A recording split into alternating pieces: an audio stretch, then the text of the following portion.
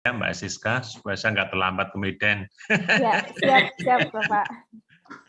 Baik, sebelumnya apakah suara saya masih terdengar jelas? Baik. Masih, ya, masih. Ya, baik. Selamat pagi Bapak Ibu dan teman-teman mahasiswa. Terima kasih karena Bapak Ibu dan teman-teman sudah tepat waktu masuk ke dalam ruang Zoom Kuber DJ3 kita kali ini. Nah, senang sekali saya Francisca Desvalisiani dapat menemani Bapak Ibu dan juga teman-teman sekaligus memandu jalannya kuliah bersama dalam jaringan yang ketiga ini. Nah, sebelumnya marilah kita berdoa terlebih dahulu untuk membuka acara ini. Saya akan memimpin doa secara Katolik. Bapak, Ibu, dan teman-teman mahasiswa yang beragama lain dapat menyesuaikan.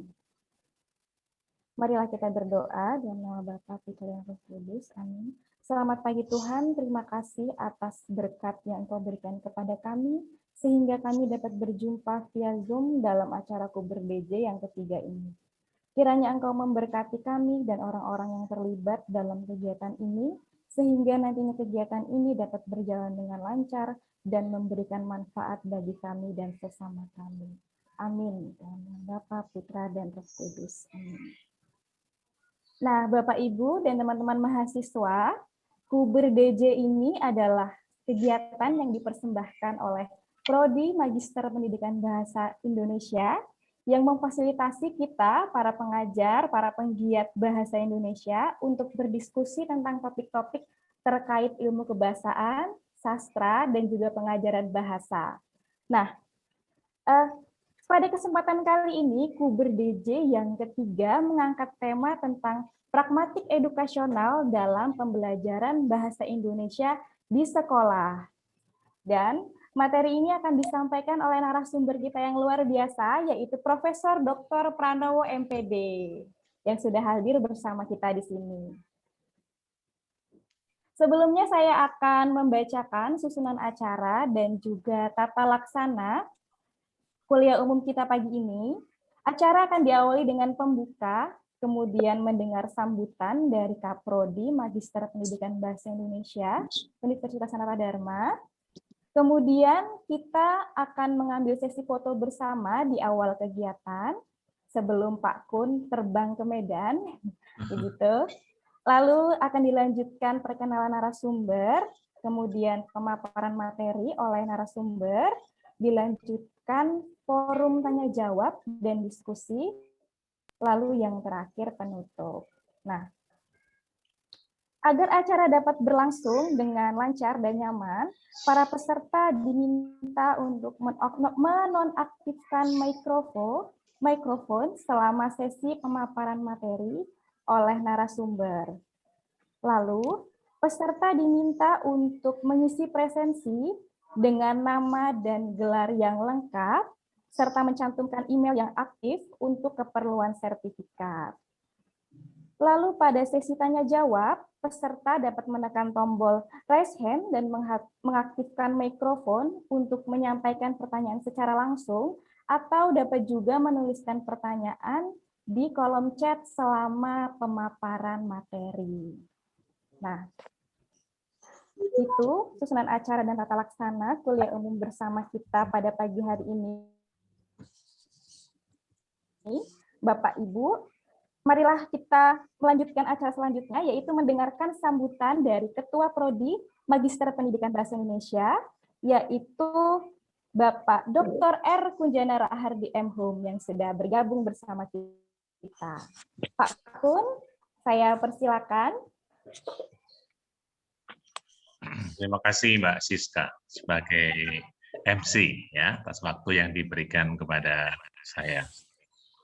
Bapak, Ibu, dan saudara-saudara sekalian, para peserta Kuber DJ yang ketiga, baik yang dari eksternal maupun internal, para dosen, Ibu Kaprodi S1, dan teman-teman semuanya. Selamat pagi dan selamat bergabung, serta salam sejahtera untuk kita semua. Pada pagi ini kita bertemu bersama dengan Prof. Pranowo Kita akan berbincang-bincang tentang pragmatik dalam pembelajaran di sekolah. Pragmatik edukasional itu kalau Anda cari di Google tidak ketemu. Ya, adanya itu adalah pragmatik dalam konteks pembelajaran begitu. Tetapi pragmatik edukasional disepakati bersama oleh para dosen di prodi S2 BBIN untuk dijadikan mata kuliah pokok. Salah satu mata kuliah pokok di prodi kami adalah pragmatik edukasional. Kami ingin mengkaji, kami ingin menggali, kami ingin menemukan sesuatu yang barangkali lebih bermanfaat nanti dalam dunia pembelajaran. Karena apa? Karena memang bidang ilmu itu sekarang trennya bergeser dari semula yang sifatnya monodisipliner, lalu berkembang menjadi interdisipliner, lalu menjadi multidisipliner, dan menjadi transdisipliner. Kita bisa menyebut bidang pragmatik edukasional ini bidang interdisipliner, atau barangkali boleh pula kita mulai menyebut bahwa ini bersifat multidisipliner, karena bertali temali dengan bidang-bidang yang lain. Ketidakjelasan dalam penamaan inilah yang sebenarnya menjadi curiosity, ya, keingintahuan kami di prodi S2 PBSI, para dosen, terutama di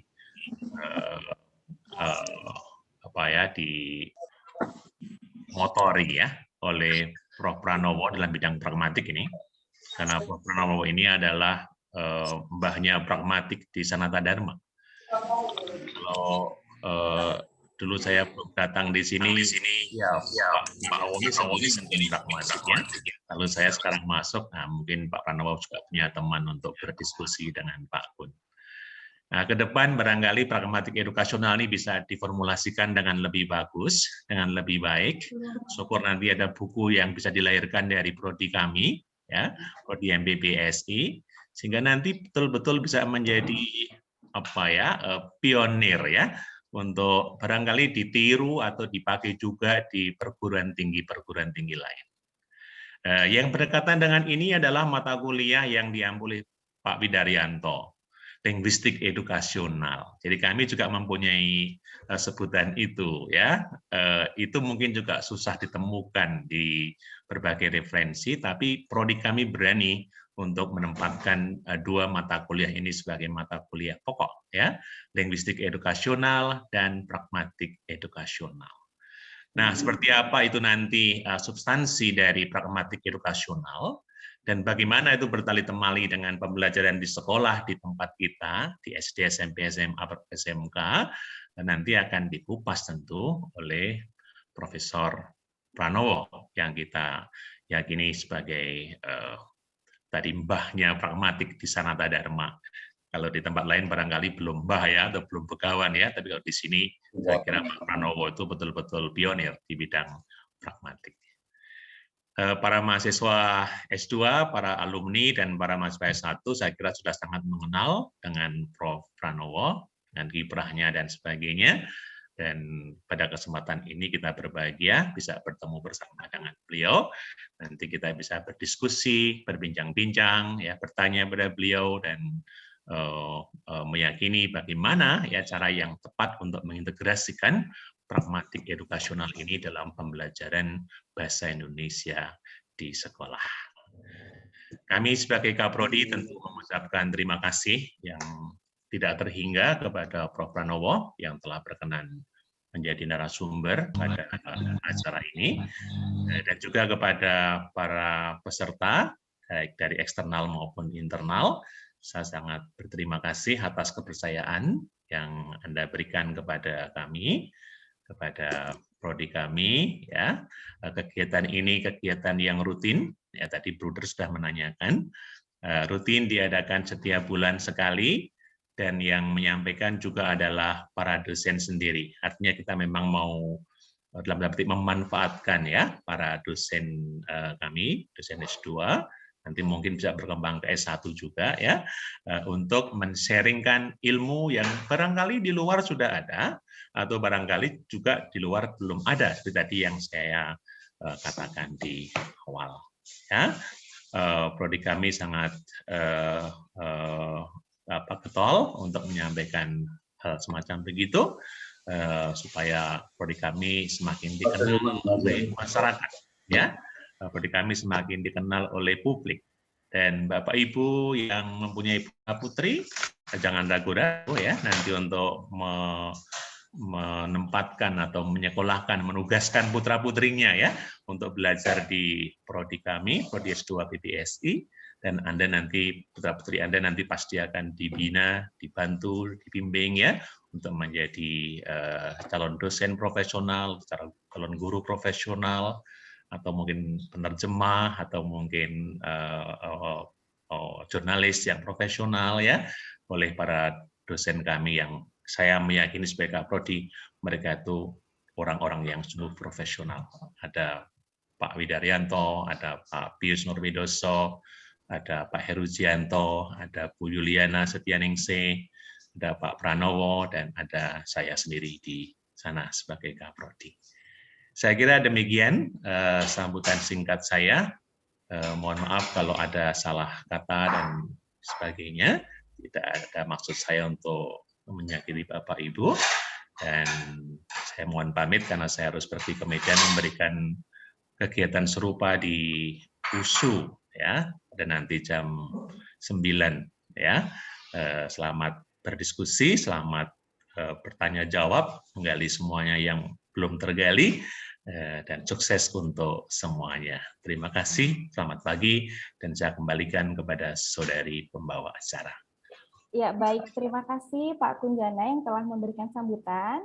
Bapak jangan beranjak dulu, kita langsung akan meminta bantuan tim IT untuk mendokumentasikan kebersamaan kita. Nah, Bapak, Ibu, dan teman-teman mahasiswa mungkin bisa mengaktifkan kamera supaya wajah cantik, wajah bagus bisa terlihat di foto. Langsung saja saya persilakan Pak Yudo atau Pak Edi, Mas Edi, untuk memandu sesi dokumentasi. Baik, saya akan hitung sampai 3 ya di sesi pertama ini. Akan ada 4 kali pemotretan karena ini ada 4 ruangan yang tergambar dalam layar. Di ruangan pertama dari Miss Despa sampai dengan Miss Rini ya. Mari kita pasang senyum terbaik. 1, 2, 3. Baik, itu yang pertama. Saya akan share dulu di dalam grup.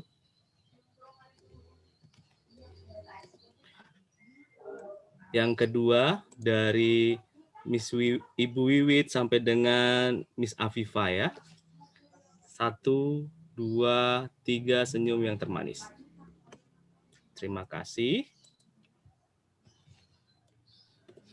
Lalu sesi yang ketiga dari Vicky sampai dengan Christina. Ya, silahkan dibuka videonya. Tampilannya itu beda-beda, Mas Edi. Oh iya. Yang ini rekan-rekan mahasiswa yang belum membuka videonya bisa membuka videonya. Ada yang belum dibuka itu. Iya. Iya, Pak. Baik. Dan sesi yang keempat, yang terakhir. Oh, ini baru ada yang beberapa baru connecting, silahkan. Oke. Oke, ini yang terakhir. 1, 2, 3. Sudah. Terima kasih. Terima kasih, Mas Edi. Ya, dan teman-teman mahasiswa, saya kembali mengingatkan bahwa nanti saat presentasi telah selesai, tim IT akan men-share link untuk presensi. Bapak Ibu silakan mengisi nama dan gelar yang lengkap, juga email yang aktif agar bisa diberikan dengan tepat dan lancar gitu. Nah, lalu saya juga mengingatkan bahwa nanti ketika sesi pemaparan materi oleh narasumber, Bapak, Ibu, dan teman-teman mahasiswa dapat menonaktifkan mikrofon. Nah, baik. Sebentar lagi kita akan mendengarkan materi yang akan disampaikan oleh narasumber kita yang luar biasa. Beliau adalah Profesor Dr. Pranowo MPD atau yang kerap disapa di Sanata Dharma dengan sebutan Pak Pran. Nah, beliau menyelesaikan S1 di IKIP Sanata Dharma pada tahun 1981, lalu menyelesaikan S2 di IKIP Malang pada tahun 1990, dan S3 juga diselesaikan oleh beliau di IKIP Malang pada tahun 1998. Nah, sekarang beliau aktif mengampu di Prodi PBSI jenjang S1 dan juga program Magister Pendidikan Bahasa Indonesia jenjang S2 di Universitas Sanata Dharma. Beliau mengampu beberapa mata kuliah seperti pragmatik, semantik, sosiolinguistik, dan di kelas magister beliau mengampu pragmatik edukasional. Sebagai guru besar di Sanata Dharma, beliau telah banyak menuliskan karya akademik. Buku-buku beliau diantaranya ada Berbahasa Secara Santun yang terbit 2009, kemudian ada Bahasa Jawa Alus lan Santun yang terbit 2014, dan buku Teori Belajar Bahasa tahun 2014. Nah, beliau juga giat mempublikasikan artikel di jurnal skala nasional maupun internasional. Beberapa judul artikel yang relevan dengan tema hari ini adalah Bahasa Nonverbal sebagai Konteks dalam Pembelajaran BIPA, Kajian Pragmatik Edukasional yang terbit di Jurnal BIPA tahun 2019, dan ada artikel berjudul Pembelajaran Bahasa Indonesia terintegrasi dengan aspek-aspek pragmatik edukasional untuk mahasiswa jurusan non-bahasa Indonesia yang terbit di Jurnal Saweri Gading tahun 2020. Nah, itu tadi profil narasumber kita yang luar biasa, Pak Pran. Tentu kita sudah tidak sabar ingin mendengarkan pemaparan dari beliau terkait apa itu sebenarnya pragmatik edukasional dan aspek-aspek pragmatik, bagaimana aspek-aspek pragmatik diintegrasikan dalam pembelajaran bahasa Indonesia di sekolah. Langsung saja saya persilakan Pak Pran untuk menyampaikan materi kurang lebih 40 menit. Begitu. Silakan Bapak. Ya, baik. Terima kasih. Saya sharekan dulu ya. Mana tadi? Ini ya. Terus. Oh ya, tunggu saya. Apakah sudah muncul? Sudah, Bapak. Oh, sudah. Sudah. Oke, terus selanjutnya ini. Berhasil. Bisa dong memang. Slide-nya. Sebentar ya, kita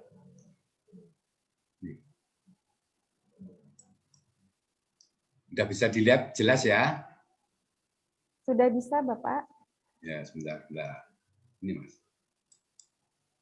Oke, Ya, baik. sudah, Bapak. Ya. Terima kasih. Selamat pagi, Bapak, Ibu, dan saudara sekalian. Salam sehat untuk kondisi masing-masing. Saya akan mencoba memaparkan materi kuliah umum, yaitu pragmatik edukasional dalam pembelajaran bahasa Indonesia di sekolah. Ya. Nah, bagaimana sih kondisi pembelajaran bahasa Indonesia? Sebenarnya pertanyaan ini pertanyaan saya untuk para guru, gitu ya. Karena saya sendiri tidak begitu mendalami kurikulum bahasa Indonesia di sekolah. Hanya beberapa butir saja yang akan saya sitir, gitu ya. Berdasarkan kurikulum 13, prinsip pembelajaran bahasa Indonesia dapat diidentifikasi sebagai berikut. Nanti kalau salah tolong diberi masukan dari para Bapak Ibu guru. Dalam disclaimer buku tersebut disebutkan bahwa buku bahasa Indonesia merupakan dokumen hidup yang senantiasa diperbaiki dan diperbaharui, dimutakhirkan sesuai dengan dinamika kebutuhan dan perubahan zaman. Saya kira sikap kehati-hatian kurikulum 13 cukup gamblang. Mereka sendiri menyadari bahwa buku-buku untuk bahasa Indonesia di sekolah dari jenjang SD sampai SMA itu memang akan selalu berkembang, dikembangkan, dimutakhirkan sesuai dengan dinamika yang terjadi di era ini. Gitu. Kemudian tujuan penulisan buku teks bahasa Indonesia agar siswa memiliki kompetensi berbahasa Indonesia untuk berbagai keperluan sebagai kegiatan sosial. Memiliki keragaman sesuai dengan tujuan kegiatan sosial dan tujuan komunikasinya. Jadi ini yang ingin dikembangkan dalam buku teks itu adalah kompetensi berbahasa Indonesia para siswanya. Kemudian buku teks bahasa Indonesia disusun sejalan dengan perkembangan pengajaran bahasa di Eropa dan Amerika yang disebut dengan Content Language Integrated Learning yang menonjolkan unsur penting sebagai penajaman pengertian kompetensi berbahasa, yaitu isi, bahasa atau komunikasi, kognisi, dan budaya. Misalnya, buku guru kelas 10, kompetensi yang dipelajari di abad 21 adalah konteks sosial yang sangat dekat dengan peserta didik. Jadi konteksnya tidak usah jauh-jauh, tetapi yang dekat dengan dunia peserta pelajaran. Pengembangan kompetensi tersebut diharapkan dapat menjadi bekal bagi peserta didik untuk berkomunikasi dalam kehidupan bermasyarakat secara cerdas, santun, dan bermartabat melalui penguasaan, pemahaman, keterampilan menggunakan teks baik lisan maupun tertulis. Pembelajaran bahasa Indonesia bertujuan untuk mengembangkan kompetensi berbahasa dan bersastra melalui menyimak, berbicara, memirsa, membaca, dan menulis. Kata memirsa saya beri warna lain karena biasanya kita itu hanya bicara 4 keterampilan berbahasa, tetapi dengan berkembangnya teknologi audiovisual, aktivitas keterampilan berbahasa ternyata berbeda dengan keempat yang lain, yaitu memirsa. Jadi kita tidak bisa mengabaikan perkembangan teknologi informasi. Nah, apa sih yang diajarkan melalui buku teks bahasa Indonesia? Teks merupakan kegiatan sosial yang terdapat 7 jenis teks di dalam buku itu, yaitu teks laporan, menulis rekon, membuat eksplanasi, eksposisi, deskripsi, prosedur, dan narasi. Saya kira satu persatu tidak perlu kita jelaskan karena semua guru dan mahasiswa PBSI sudah mengerti hal itu semua sejak dari semester-semester awal.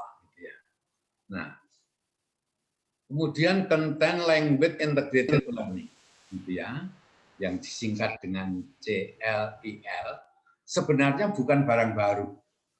Pembelajaran bahasa dengan penggabungan isi dan bahasa sudah lama digunakan dengan sebutan Task-Based Learning and Teaching, ya, gitu. Kulet 2006 dan 2007 itu mengajukan 4C untuk penerapan CLIL, yaitu Content, Communication, cognition, dan culture atau community. Penerapan CLIL atau TBLT dalam kurikulum 13 tidak salah. Tidak salah. Tetapi hanya harus diintegrasikan dengan pragmatik agar pembelajaran dapat utuh. Gitu. Nah, lalu bagaimana dengan pragmatik edukasional yang nantinya akan diintegrasikan dalam pembelajaran bahasa Indonesia di sekolah? Nanti saya hanya akan mengambil satu aspek saja, satu fenomena saja, yang mungkin itu baru bisa menjadi inspirasi Bapak, Ibu, dan Saudara sekalian. Pragmatik edukasional adalah usaha untuk mengintegrasikan berbagai pendekatan yang digunakan dalam pembelajaran bahasa menggunakan pendekatan pragmatik. Ya. Namun harus disadari bahwa pendekatan pragmatik di sekolah tidak dimaksudkan untuk mengajarkan teori pragmatik dalam pembelajaran bahasa, tetapi bagaimana mengajarkan bagaimana berbahasa dengan melibatkan konteks. Bagaimana berbahasa dengan melibatkan konteks. Agar sikap dan perilaku bahasa lebih baik, benar, dan santun. Nah, kata santun saya beri warna merah, itu nanti sebagai sinyal bahwa fokus pembicaraan kita hanya ada pada fenomena kesantunan dalam pembelajaran bahasa. Pengertian konteks. Ini karena itu yang akan dijadikan pegangan kita di dalam pembelajaran pragmatik edukasional. Konteks adalah segala sesuatu yang berada di luar teks yang ikut menentukan maksud. Ya. Maksud di sini yang kami maksud adalah makna pragmatik yang diungkapkan penutur. Konteks yang dimaksud ada yang bersifat statis dan ada yang bersifat dinamis. Konteks yang statis itu konteks yang sudah ada, bahkan sudah hidup sebelum tuturan itu terjadi. Gitu. Sedangkan konteks dinamis itu konteks yang muncul manakala peristiwa tutur itu terjadi atau sedang berlangsung. Dengan demikian, antara konteks dinamis dan konteks statis itu ada perbedaan yang sangat jauh berkaitan dengan penggunaan bahasa. Berbagai konteks yang dimaksud antara lain konteks situasi, mencakup pengaturan budaya dan seluruh ujaran dan sejarah pribadi para peserta didik. Itu konteks situasi. Itu istilah dari Malinowski ya, tahun 1938 kalau tidak salah. Kemudian ada konteks sosial, ya, ada konteks sosial, yaitu segala hal yang timbul sebagai, segala hal yang timbul sebagai wujud interaksi, munculnya interaksi antar anggota masyarakat dalam budaya tertentu. Ya. Kemudian konteks sosial, suara dari mana itu? Konteks sosial yaitu konteks yang menjadi faktor penentu kedudukan seseorang dalam strata sosial masyarakat.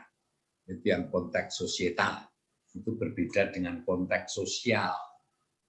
Sedangkan konteks lokal itu oleh Brown dalam bukunya Discourse Analysis itu dikatakan sebagai konteks yang mengacu pada lingkungan terdekatnya.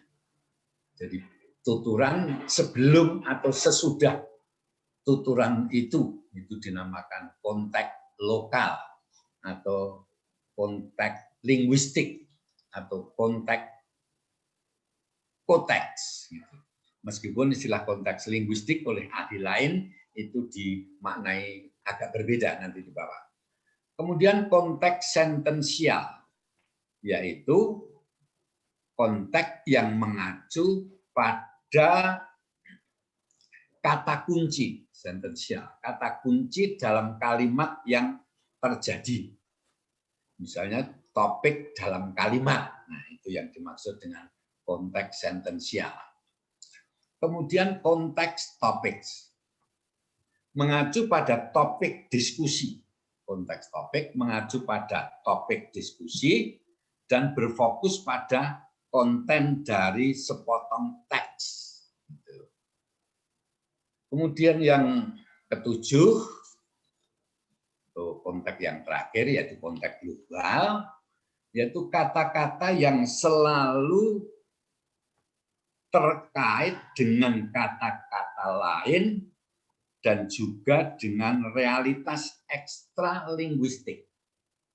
Misalnya, siapa yang mengatakan, apa yang dikatakan, kepada siapa dikatakan, dan seterusnya. Barangkali ini mengacu pada pendapatnya Delheims, gitu ya. Oke. Nah, kemudian kita akan lanjut aspek pragmatik apa saja yang perlu diintegrasikan dalam pembelajaran bahasa Indonesia. Kita ambil pertama tadi yang sinyal yang saya katakan adalah aspek kesantunan. Kita akan melihat prinsip kesantunan dari Leeds. Yang pertama itu maksim kedermawanan, itu prinsip kesantunan yang pertama. Orang yang dikatakan dermawan itu orang yang mau merugikan dirinya sendiri dengan harapan dapat menguntungkan teman tuturnya atau mitra tuturnya. Gitu.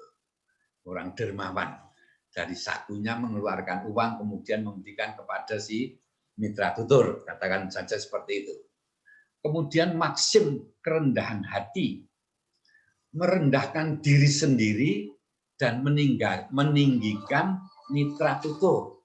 Nah, ini kerendahan hati ini universal saya kira ya. Orang Indonesia juga begitu, orang Inggris ternyata juga begitu.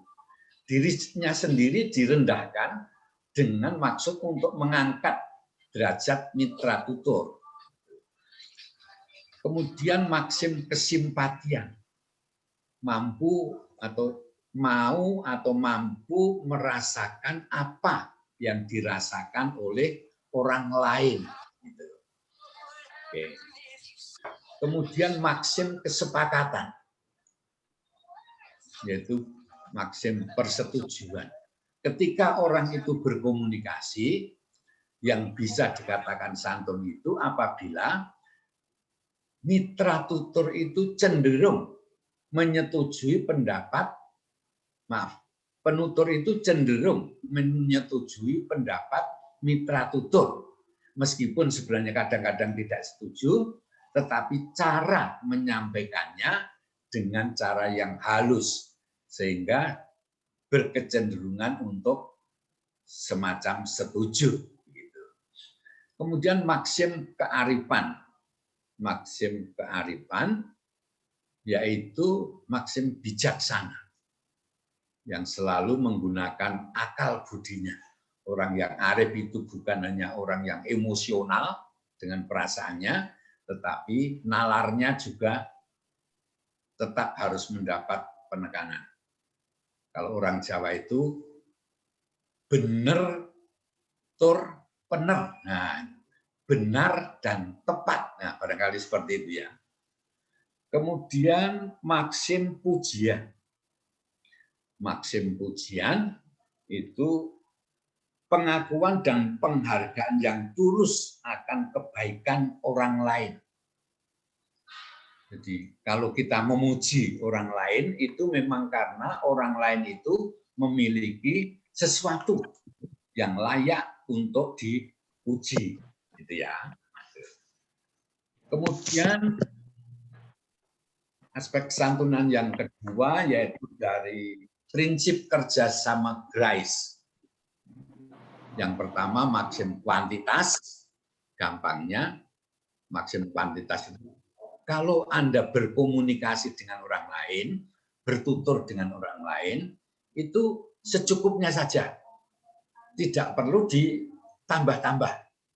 Yang tidak ditanyakan jangan diberikan jawabannya. Gitu. Nah ini nanti bisa menjadi perdebatan karena dalam budaya tertentu justru memberikan informasi lebih dari yang diminta, itu kadang-kadang malah baik gitu. Misalnya orang Jawa itu ya akan pinjam uang ke saudaranya, itu tidak bisa, Mas, aku pinjam uang 10 juta saja ya. Nah, itu tidak mungkin gitu ya. Tapi harus bercerita melingkar-lingkar dulu, baru kemudian yang terakhir itu dengan gaya yang agak menimbulkan kesedihan gitu, akhirnya pinjam uang. Kemudian maksim kualitas. Yang Anda katakan harus didukung dengan data. Kualitas gitu ya. Jadi kita dalam berkomunikasi, maksudnya didukung data di sini komunikasi yang memang komunikasi rasional begitu ya. Itu didukung dengan data. Jangan sampai kita ngomong, wah tadi malam saya itu ketemu orang yang menjaga gedung ini. Siapa? Pak Satpam itu? Bukan. Itu orangnya tinggi, besar. Gitu. Wah, ceritanya akhirnya cenderung ke cerita mistik. Gitu. Itu berarti tidak didukung oleh data. Kemudian maksim relevansi. Yang dikatakan harus ada kaitannya dengan yang dikatakan mitra tutur. Gitu. Jadi harus relevan. Kalau kita sedang membicarakan topik tentang keluarga, masing-masing membicarakan topik keluarga itu. Jangan kemudian topik keluarga tetapi penutur bicara keluarganya sendiri, mitra tutur bicara keluarganya sendiri. Sehingga hanya muncul pamer kehebatan keluarga masing-masing. Kemudian maksim cara. Yang penting adalah bagaimana cara mengatakan, bukan apa yang dikatakan. Dan ini kadang-kadang ini perlu mendapat perhatian, meskipun apa yang dikatakan itu baik, tetapi kalau cara mengatakannya salah, itu menjadi tidak santun. Gitu. Ya. Oke. Nah ini prinsip kesantunan dari penulis sendiri yang diangkat dari budaya Jawa. Yang pertama prinsip Jogo Projo. Orang Jawa itu kalau berkomunikasi harus menjaga kehormatan mitra tutur. Harus menjaga kehormatan lawan tutur. Jangan malah mengejek-ejek lawan tutur. Itu meskipun benar, tetapi tidak benar seperti tadi. Kemudian prinsip angon rasa, menunggu perasaan mitra tutur. Kapan harus menyampaikan sesuatu kepada mitra tutur gitu. Itu angon rasa. Kemudian adu rasa, adu rasa. Kalau kita akan berkomunikasi itu saling menjaga perasaan mitra tutur. Jangan hanya bicara benar-benarnya sendiri, tetapi salah untuk orang lain. Gitu. Dan juga empan papan. Kapan harus mengatakan dan kapan tidak harus mengatakan. Misalnya kita takziah gitu, atau layat begitu ya, kemudian tahu itu temannya, sahabatnya, orang tuanya, ayahnya meninggal, karena teman itu sudah pernah mengeluh, ayahnya itu sudah bertahun-tahun sakit, tidak sembuh, keluarga menjadi sangat repot, begitu. Lalu sekarang sudah meninggal. Nah, penutur mengatakan, wah selamat ya Bi, ayahmu sekarang sudah sukses, kamu sudah terbebas dari musibah begitu. Nah, itu artinya apa? Artinya tidak empan-papan. Oke. Mungkin ini sudah hampir berakhir. Kemudian model pengintegrasian pembelajaran bahasa Indonesianya seperti apa? Ya. Setiap materi yang ada dalam buku teks harus selalu dipadukan dengan aspek-aspek pragmatik. Contoh yang digunakan harus mencerminkan pembelajaran kontekstual sehingga bahasa anak menjadi santun. Seperti sinyal yang saya katakan di depan tadi, bahwa pengintegrasian pembelajaran edukasional di sini itu hanya baru mengambil salah satu fenomena pragmatik saja, yaitu kesantunan. Misalnya, kita mengajarkan teks deskripsi, anak yang sedang mendeskripsikan suatu objek hendaknya menyertakan salah satu atau beberapa aspek kesantunan berbahasa. Harapannya begitu. Kemudian materi yang saya bahas saat ini sungguh masih sangat tentatif dan masih sangat umum, belum dapat menggambarkan pembelajaran bahasa Indonesia di seluruh jenjang sekolah.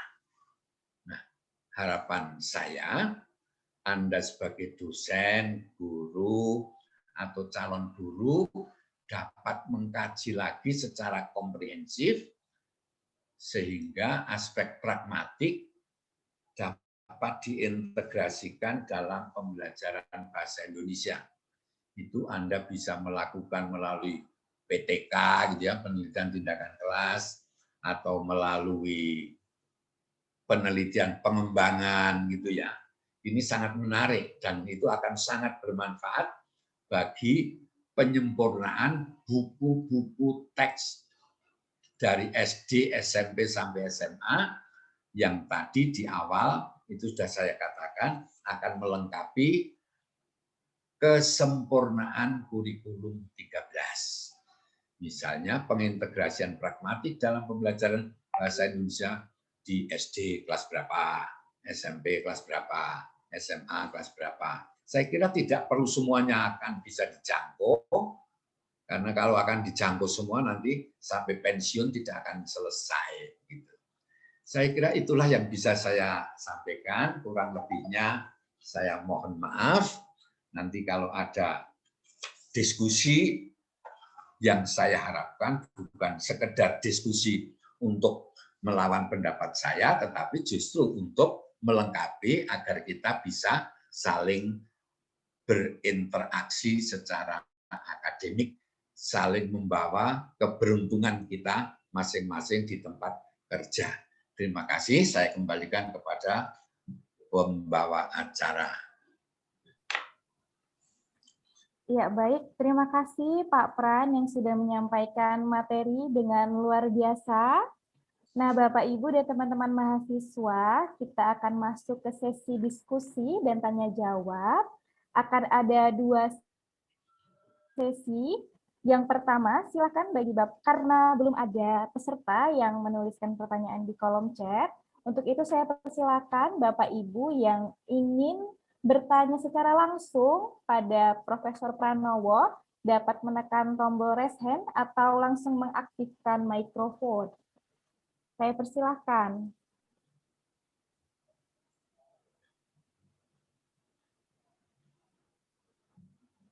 Silakan Bapak Ibu dan teman-teman mahasiswa.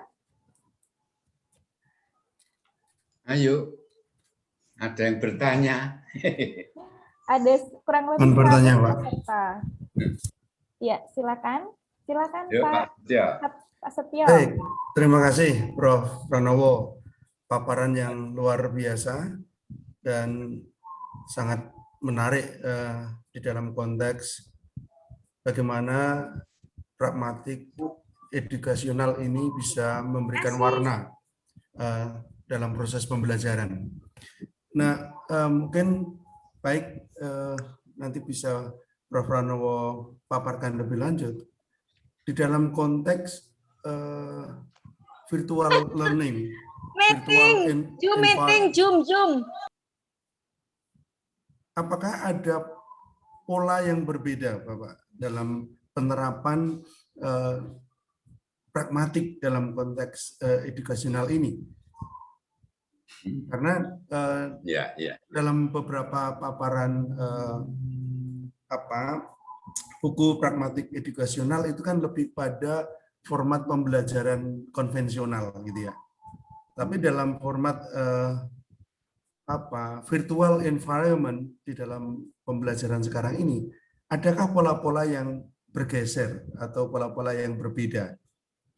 Terlebih juga di dalam virtual environment ini kan lebih juga menekankan multikultural, kemudian berbagai pandangan-pandangan baru. Adakah pergeseran itu, Prof. Pranowo, di dalam implementasinya? Matur nuwun. Baik, silakan Profesor Pranowo. Langsung? Oke, baik. Boleh. Iya, terima kasih Pak Setio. Saya kira itu betul masukan yang bagus, dan itu pemikiran yang sebenarnya sudah tidak lagi futuratif karena kita sekarang sudah langsung dalam waktu pendek masuk ke dunia virtual gitu ya. Tentu konteksnya itu akan sangat berbeda. Sangat berbeda, bukan berarti berbeda dengan yang lama, tetapi bahwa konteks yang baru dengan dunia virtual itu ada sesuatu yang baru yang belum kita bicarakan secara mendalam. Contoh konkret saja misalnya di dunia media sosial misalnya, banyak aplikasi yang muncul di medsos. Ada Instagram, ada Twitter, ada Line, banyak sekali. Sementara pengguna aplikasi medsos itu terlalu heterogen, dari asal tempat tinggalnya, usianya, jenjang pendidikannya, sampai pada interaksi antara anak kecil dengan orang dewasa itu hampir tidak bisa dibedakan, gitu ya. Nah, dengan demikian konteks-konteks baru seperti itu harus perlu kita kaji lebih jauh. Kebetulan sekarang ini saya sedang meneliti itu ya, peran bentuk dan sikap bahasa terhadap penanggulangan COVID-19. Nah, saya sedang meneliti itu, begitu sampai pada penggunaan bahasa yang terjadi di sana, misalnya membuat singkatan itu semaunya sendiri, pemakai itu. Membuat singkatan kata itu semaunya sendiri. Misalnya, tetapi itu hanya ditulis T2P, itu sudah disuruh membaca tetapi. Gitu. Kemudian harus menulis rumah sehat, itu hanya ditulis R sehat, dan sebagainya. Begitu juga kecuali singkatan juga penggunaan kalimat. Memang bahasa medsos itu adalah bahasa publik yang diharapkan tidak bisa menggunakan bahasa baku.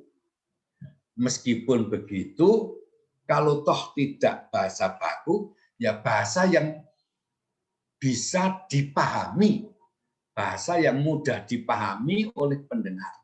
Dan konteksnya itu jelas. Karena apa? Di samping konteks-konteks konvensional, memang konteks virtual itu berbeda. Dan itu harus dikembangkan lebih lanjut, harus dikaji lebih lanjut gitu. itu akan berkaitan dengan apa? Ya berkaitan dengan dunia virtual itu. Nah, itu yang belum dikaji. Tapi saya yakin itu harus dikaji, Pak Setio. Saya kira begitu. Terima kasih. Saya kembalikan ke pembawa acara. Ya. Ya, baik. Terima kasih Pak Pranowo. Bagaimana Pak Setio? Apakah cukup bisa memahami? Iya, saya rasa menanggapi Prof. Pranowo tadi, saya rasa memang baik. Ini kan apa ya, kajian multi interdisipliner ya. Jadi kajian pragmatik dengan kajian-kajian instruksional, dan seiring dengan yang dikatakan Prof tadi, bahwa konteks virtual learning itu kan menjadi satu yang berbeda dengan konteks seharian, dan saya rasa baik kalau misalnya ini ada kajian-kajian yang lintas disipliner seperti ini, dan ini akan memperkaya dunia pengajaran. Bagaimana nanti, apalagi nanti ada blended learning juga dengan berbagai modelnya, tentu saja akan menghasilkan pola-pola komunikasi, pola interaksi, termasuk tadi maksim yang Pak Pran sampaikan tadi, mendapatkan wadah atau konteks yang baru. Ya, terima kasih, Prof. Ya, terima kasih Pak Setio. Nah, ada 96 peserta yang berasal dari berbagai kalangan. Ada Bapak Ibu dosen, Bapak Ibu pengajar di sekolah, dan juga teman-teman mahasiswa. Monggo silahkan yang ingin berdiskusi bersama. Saya Mbak Siska. Ya, Bruder ya. Ya, silahkan Bruder. Prof, terima kasih atas materinya. Ya, saya lalu teringat dengan materi juga waktu saya kuliah tentang kesantunan berbahasa, dan saya terus terang ini salah satu mata kuliah yang sangat tertarik dan sangat berkesan bagi saya. Tadi ada beberapa prinsip kesantunan yang disampaikan oleh Bapak Prof, yaitu tentang salah satunya adalah prinsip adu rasa ya. Nah, tadi juga sering disampaikan oleh Prof selalu berhubungan dengan budaya Jawa. Nah, bagaimana lalu ketika prinsip adu rasa ini berhubungan atau berhadapan dengan dua budaya. Ya. Misalkan saya katakan Flores atau NTT dengan Jawa, lalu ada lagi yang sering saya dengar bahwa sering budaya ngerasani gitu ya. Bagaimana lalu itu berhadapan dengan situasi seperti itu? Misalkan kalau NTT itu kan kalau bicara itu keras-keras, padahal bukan kasar gitu. Menurut kesan budaya ini, wah kok kamu kasar? Padahal itu adalah budaya hanya ngomongnya yang besar, maksudnya suaranya yang besar. Padahal memang maksudnya bukan kasar. Nah, bagaimana lalu ini diterapkan dalam konteks dua budaya gitu, Pak Prof? Demikian. Ya. Oke, gimana? Lanjut kita jawab atau nunggu? Iya, masih belum ada pertanyaan di kolom chat, Bapak. Oke. Mungkin bisa dijawab. Bisa dijawab, ya. Baik, terima kasih, Bruder Libet, yang dari Indonesia Timur ini.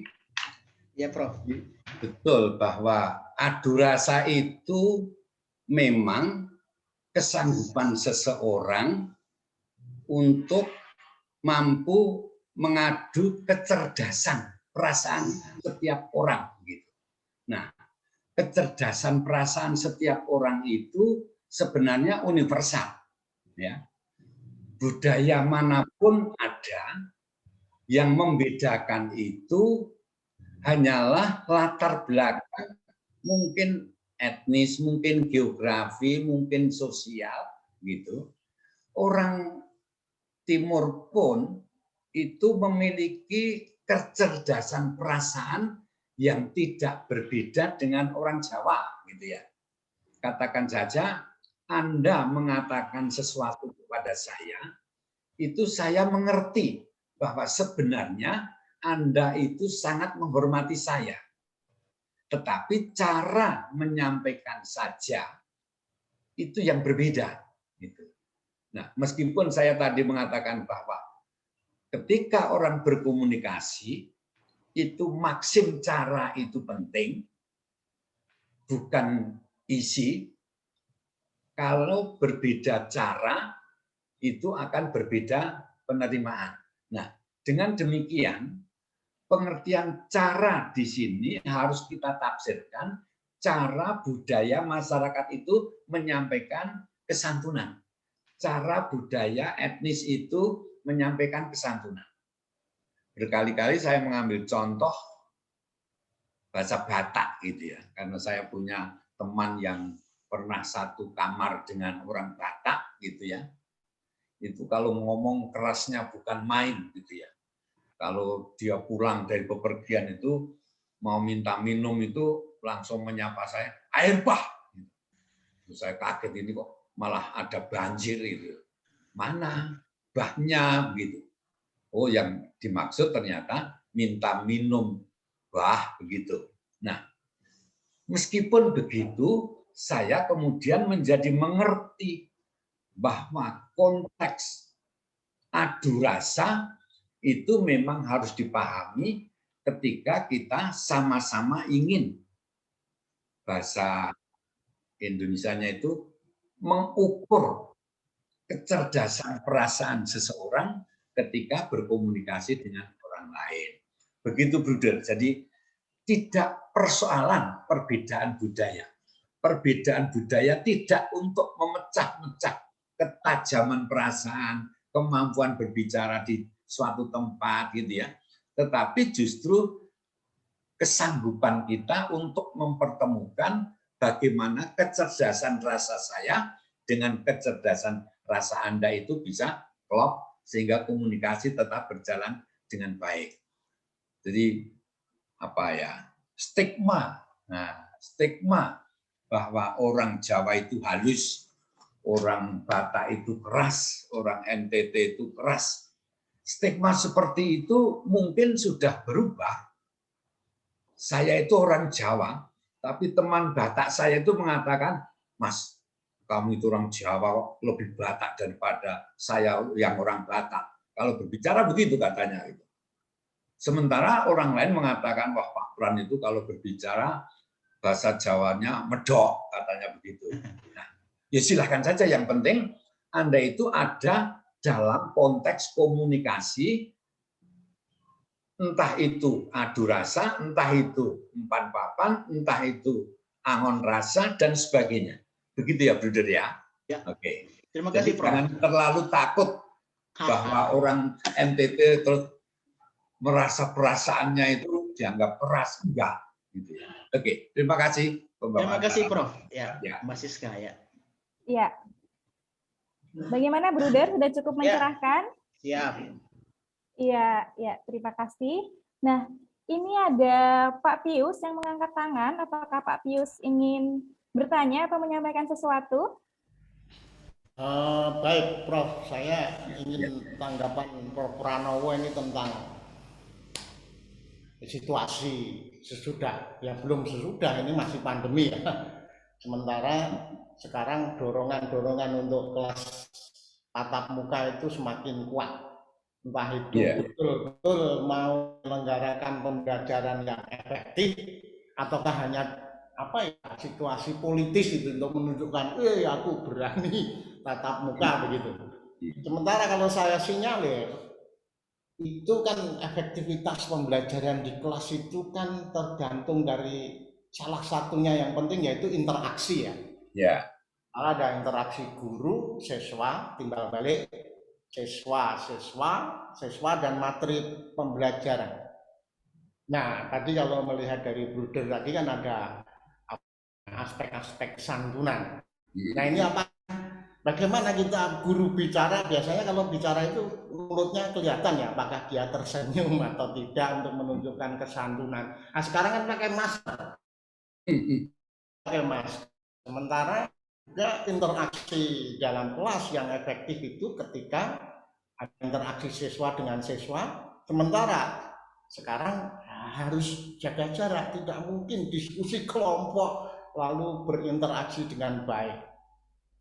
Sama juga dengan interaksi dengan materi pembelajaran yang tadinya gurunya bisa bagi-bagi kertas semaunya begitu ya, apa namanya, handout atau apa itu kan sekarang tidak bisa. Kalau seperti itu, kalau seperti dulu kita bisa, kalau tidak bagi-bagian dianggap gurunya malas kalau tidak menyiapkan handout atau lembar kerja siswa. Dan ini kira-kira ada dampaknya tidak kondisi pandemi seperti ini di dalam modus komunikasi di kelas, Pak Prano? Oke, terima kasih Pak Pius. Ini sharing tentang kondisi pembelajaran daring ya Pak Pius ya. Jadi pengalaman saya sendiri gitu ya. Bukan daring Prof, saya malah justru di kelas yang sekarang memaksakan untuk tatap muka. Ya, kita jenuh, kan sudah merasa jenuh dengan dengan daring gitu ya. Nanti kemudian ada tuntutan ke kelas gitu. Di kelas sendiri itu ada persyaratan protokol kesehatan pandemi misalnya gitu. Nah, selama kuliah daring saya itu capek Pak Pius. Duduk dari menit ke menit selama 100 menit itu capek. Kalau ngajar sehari 3 session, waduh, punggung, kaki itu sudah capek. Nah, saya kira hal-hal seperti itu juga dirasakan oleh para siswa, para mahasiswa. Nah, apa yang mereka harapkan? Mereka kecuali capek itu ada unsur stresnya. Gitu. Nah, kemudian ada tuntutan ingin selalu melakukan tatap muka di kelas. Saya kira pada awalnya keinginan untuk pembelajaran tatap muka itu menurut saya kok bukan politis ya. Tetapi nanti kalau dipolitisasi ya bisa saja, meskipun itu agak politiking begitu. Saya memang senang tatap muka kalau itu memungkinkan nantinya gitu ya. Karena apa? Karena ada value, ada nilai yang tidak sampai kepada siswa atau mahasiswa ketika kita itu daring. Gitu. Contoh saja, tadi misalnya ketika daring itu memakai masker, tidak perlu memakai masker. Kalau nanti tatap muka, wajib memakai masker. Nah, ketika menyampaikan kesantunannya pun mulutnya ditutup masker kan juga tidak kelihatan gitu ya. Nah, disitulah akan kehilangan satu aspek bahasa yang penting, yaitu aspek nonverbal. Ya, muridnya itu tertawa atau tersenyum, kok raut mukanya tidak kelihatan cerah ceria gitu. Itu menjadi kehilangan satu value kesantunan.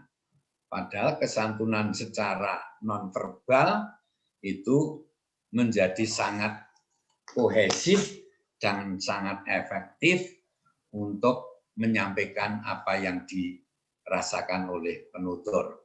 Kemudian interaksi guru murid betul ya. Rasanya sudah ada kerinduan ketemu murid, ketemu mahasiswa dalam satu ruang bertatap muka. Tetapi bagaimana agar bisa menyiasati, karena masih masa pandemi, meskipun sudah ada vaksin, masih tetap masa pandemi, harus menerapkan protokol kesehatan dengan ketat. Sulit ya kalau kemudian harus diskusi kelompok. Padahal diskusi kelompok itu dalam konsep kuliah tatap muka penting. Lalu bagaimana kemudian kita harus mengubah diskusi kelompok itu menjadi diskusi atau menjadi interaksi yang lain, supaya masing-masing itu bisa tetap tercapai tujuan dari diskusi itu tadi. Kemudian yang berkaitan dengan materi, ya saya kira betul Pak. Jadi guru sendiri akan kesulitan membuat materi atau sumber-sumber belajar atau bahan-bahan tugas belajar yang harus diberikan kepada siswa, dan itu disampaikan dalam tatap muka kelas. Ini memang perlu dirancang ulang begitu ya. Yang tatap muka konvensional sudah itu masa lampau. Lalu virtual masa kini. Kita belum begitu seret dengan perkuliahan daring.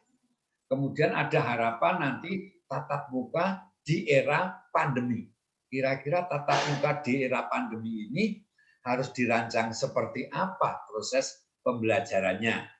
Apakah hanya tetap menekankan pada guru, siswa, materi, ataukah ada komponen-komponen belajar lain yang perlu dipikirkan. Nah, barangkali ini tugas-tugas teman-teman yang ahli kurikulum gitu ya. Bagaimana mendesain pembelajaran tatap muka di kelas di era pandemi. Saya kira saya sampai di situ saja ya Pak Bies ya. Barangkali ada tambahan pemikiran dari Bapak. Silakan Pak Bies. Ya, yang saya soroti kan hanya interaksi gitu. Ya. Oke, virtual oke lah. Yang pasti sekarang kita harus menatap ke depan. Tapi tidak bisa kita ingkari, kita tidak tahu pandemi itu selesainya kapan. Bahwa dorongan untuk pembelajaran di kelas tatap muka itu sudah menjadi fakta sekarang.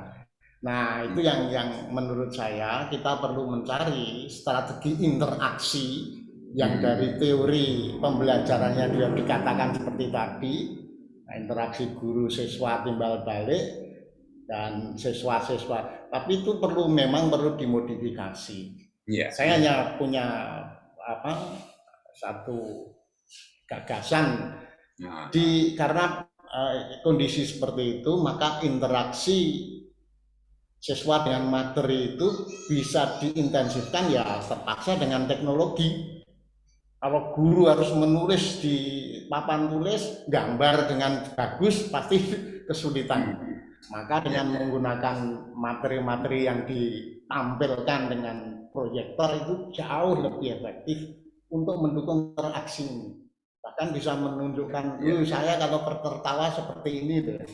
Tujuannya adalah untuk agar interaksi dengan penuh tadi yang disampaikan Prof. Pranowo waktu presentasi, kesantunan, penyampaian pendapat, itu maksudnya bisa tertangkap semua. Itu saja ya, terima kasih. Ya, saya kira itu salah satu rekayasa yang bisa dilakukan di masa tatap muka era pandemi gitu ya Pak Bius ya kira-kira ya. Oke, ya. Baik, terima kasih Pak Bius. Yang lain silakan. Saya kembalikan ke pembawa acara. Baik, Bapak. Ini ada Mas Tanjung yang mengangkat tangan, tetapi tunggu dulu. Kita akan mencoba melihat interaksi yang ada di kolom komentar. Nah, ini ada Bapak Setio, terima kasih karena Bapak sudah memberikan referensi literatur kepada kami terkait dengan topik hari ini. Kemudian ada beberapa pertanyaan, Pak. Bisa saya bacakan yang pertama dari kolom komentar. Ada dari Bapak Agung Trilaksono dari SMA Taruna Semarang. Nah, beliau mengatakan terima kasih Prof. Pranowo, Pak Setio, dan Bapak Ibu dosen tercinta sudah mengobati rasa kangen saya. Terima kasih kembali Bapak. Lalu izin bertanya Prof, apakah ada contoh konkret pembelajaran pragmatik yang bisa dielaborasikan ke kompetensi dasar sastra maupun non-sastra di sekolah supaya menarik seperti waktu kuliah dengan Prof dulu. Terima kasih. Nah itu Pak pertanyaannya. Hanya satu tentang itu? Contoh konkret pembelajaran pragmatik. Oke. Ada lagi Bapak? Oh ya, silakan. Sekalian saya bacakan. Ini dari Ibu Konita. Ibu Konita mengatakan demikian, sekarang pembelajaran semuanya serba virtual. Yang saya alami sebagai guru SMA, ketika pembelajaran Zoom misalnya, siswa terkadang memang tidak meninggalkan Zoom, tetapi videonya dimatikan, sehingga guru kesulitan mengecek apakah dia benar-benar hadir. Nah, terkadang juga mereka beralasan sinyalnya jelek. Artinya, dewasa ini kesantunan tidak hanya pada ranah verbal dan mimik muka. Oh, artinya apakah kesantunan tidak hanya pada ranah verbal dan mimik muka ya, Prof? Begitu. Lalu, bagaimana menyampaikan teori kesantunan kepada siswa pada konteks ini bahwa yang mereka lakukan itu tidak santun, tetapi tidak terlihat seperti saya sebagai guru agama. Oh, maksudnya tipsnya untuk mengatakan bahwa yang mereka lakukan ini tidak santun bagaimana, Prof? Gitu. Salam sayang dari Konita, PBSID 2004 untuk Pak Pran, Buri, Pak Setio, semoga masih ingat. Bu Konita dan juga Pak Agung Trilaksono. Ya, oke. Oh, lalu Bu Konita rupanya pertanyaannya ada 2, Bapak. Ya. Pertanyaan kedua dari Bu Konita. Di daerah saya ketika ada gawe politik, pilkada kemarin misalnya, saya cermati para pendukung saling melempar kalimat-kalimat yang saling menyakiti dan menjatuhkan. Bahkan beberapa orang dilaporkan karena dugaan ujaran kebencian. Sampai sekarang masih diproses oleh kepolisian. Nah, maksim kesantunan rupanya tidak begitu laku di lingkaran politik ya, Prof. Apakah mungkin jika prinsip kesantunan diaplikasikan di ranah politik dengan mengkolaborasikan diksi daya bahasa, artinya diksinya santun tapi berdaya, atau Prof mungkin ada ide? Nah, itu tadi Prof. Ya. Oke, 2 pertanyaan dari Bu Konita dan 1 pertanyaan dari Pak Agung. Ya, baik. Oke. Pertama kali selamat pagi Mas Silakan, Agung. Prof. Akhirnya kita ketemu ya.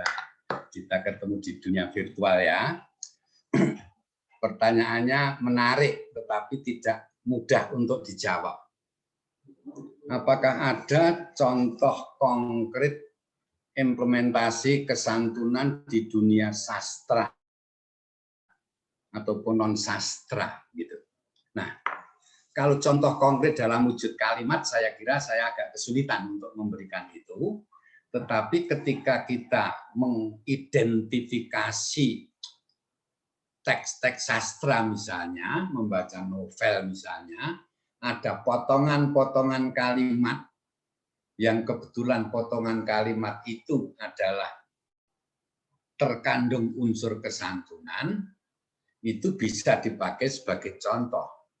Tetapi ketika kita membaca novel atau karya sastra berupa novel, sebenarnya kan novel itu perwujudan atau imajinasi penulis untuk menggambarkan sepotong kehidupan secara imajiner.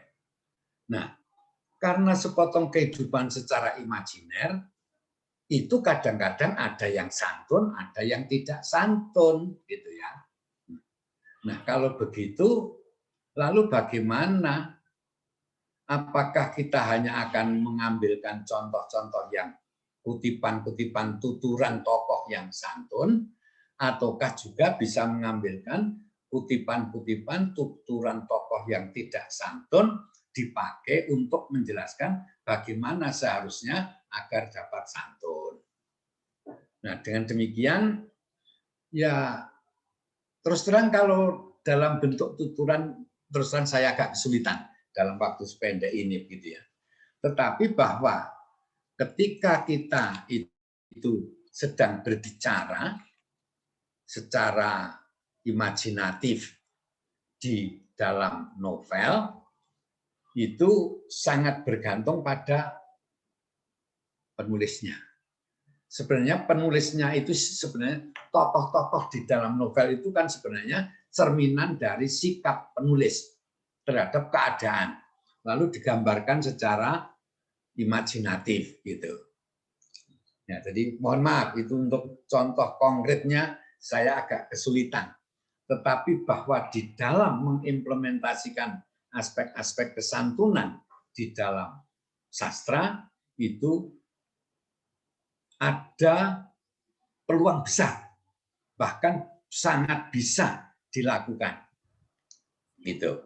Oke, terima kasih Mas Agung. Kemudian Mbak Konita, selamat pagi Mbak Konita, sudah lama tidak ketemu, sekarang dengar chattingnya gitu.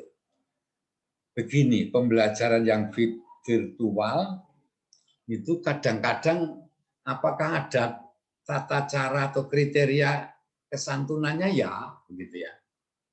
Ya, mestinya ya ada ya. Hanya kita kadang-kadang tidak bisa mengontrol kesantunan itu. Contohnya Mbak Konita tadi, siswa datang membuka laptop atau gadget, lalu dihidupkan, setelah itu kameranya di-off-kan, lalu tinggal sarapan atau tinggal mandi gitu. Ketika ditanya oleh gurunya, wah ini aktif tetapi kok tidak ada suaranya gitu. Setelah selang beberapa menit dia lari-lari ngomong, maaf saya tadi terlambat Pak, sedang ke belakang, alasannya begitu. Bahkan kadang-kadang saya pernah menemui begitu kasus seperti itu, anak itu menghidupkan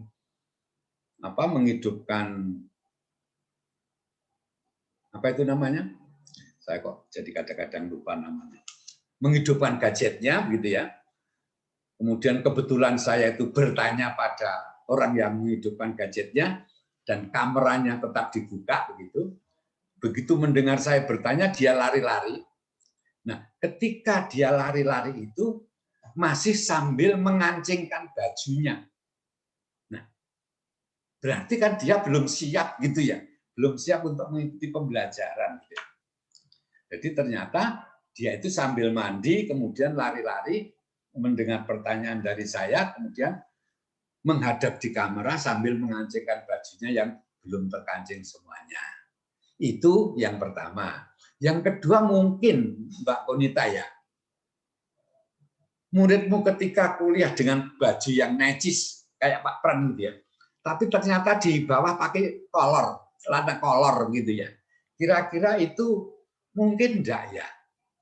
Apakah itu melanggar kesantunan apa tidak? Gitu. Nah, kalau begitu berarti bahwa apa yang dikatakan kesantunan itu bukan dari penutur kepada mitra tutur. Kalau Anda masih ingat buku saya berbahasa secara santun, itu kontrolnya bukan ada pada mitra tutur, tetapi ada pada penutur. Maka saya tidak setuju dalam buku saya itu, saya tidak setuju pendapat Leach dan pendapat Grice bahwa yang dikatakan bahasa yang santun itu bahasa yang tidak menyinggung perasaan orang lain. Itu saya tidak setuju. Karena apa? Karena tidak diawali dari dirinya sendiri. Maka saya kemudian meredefinisi berbahasa secara santun, itu berbahasa yang mampu menjaga harkat dan martabat diri sendiri, sehingga dampaknya atau perlokusinya itu tidak menyinggung perasaan orang lain. Gitu. Nah, pengertian mampu menjaga harkat dan martabat diri sendiri itu, Mbak Konita, itu berarti apa? Berarti kontrol diri. Saya ini meskipun tidak kelihatan sedang bertatap muka dengan guru saya, maka saya ya harus berpakaian yang rapi lengkap gitu. Nah, bahkan mungkin informasi lain saja ketika anak-anak SD tertentu di Jogja ini ya, itu belajar secara daring, begitu di pertengahan jam pelajaran, anak-anak itu disuruh foto. Ya, foto di momen itu. Nah, itu maksudnya apa? Maksudnya untuk mengontrol apakah anak itu selama jam pelajaran itu tetap berpakaian rapi sesuai dengan perintah guru. Kalau SD ya merah putih.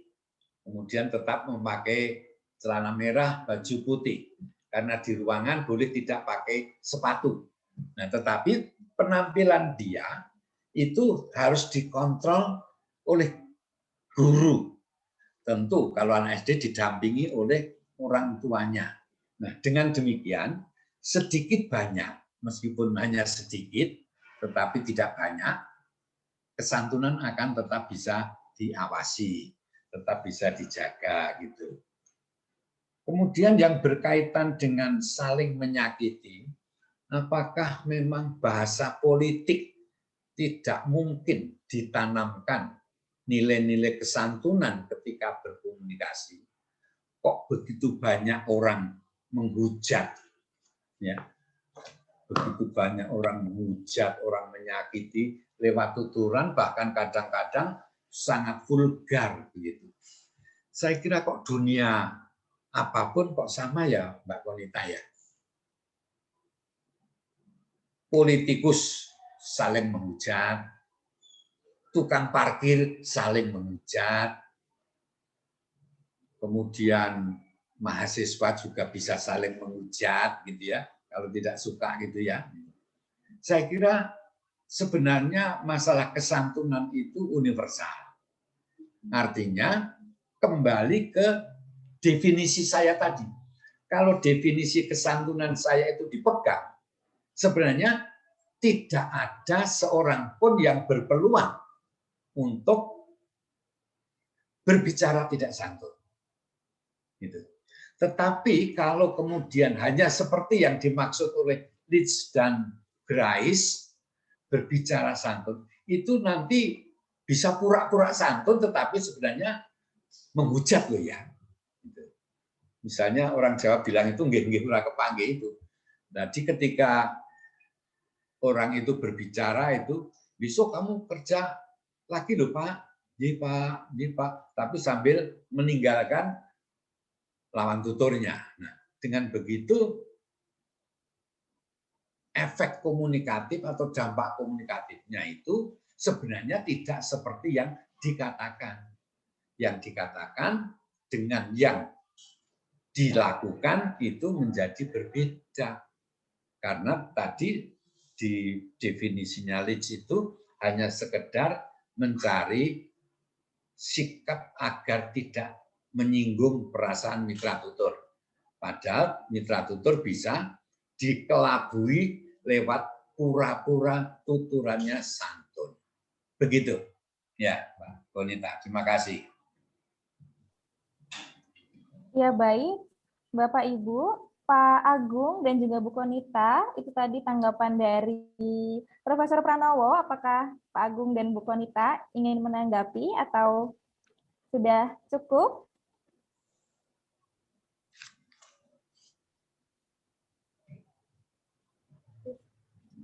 Oke, baik. Saya sudah cukup, Mbak.